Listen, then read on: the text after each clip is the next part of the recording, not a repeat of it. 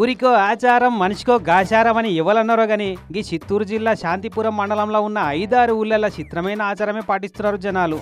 వానలు పడాలి, పంటలు వండాలి అని 12 ఏళ్లకోపారి వలస దేవరా, మునెప్ప దేవరా అనే ఆచారాలు పాటిస్తారట.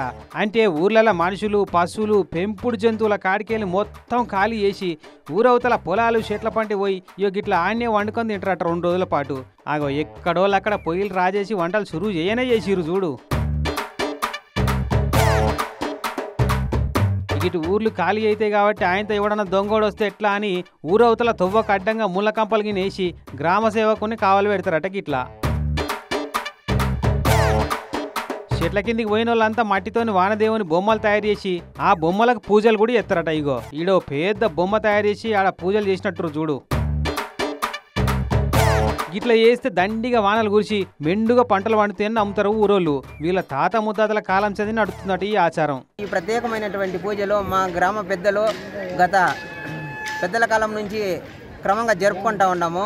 పెద్దలు అందరూ కలిసిమెలిసి కులాలు అతీతంగా అందరూ కూడా వచ్చి రైతు కుటుంబాల్లో బాగుండాలని వానదేవుని కోరుకుంటూ ఉన్నాం.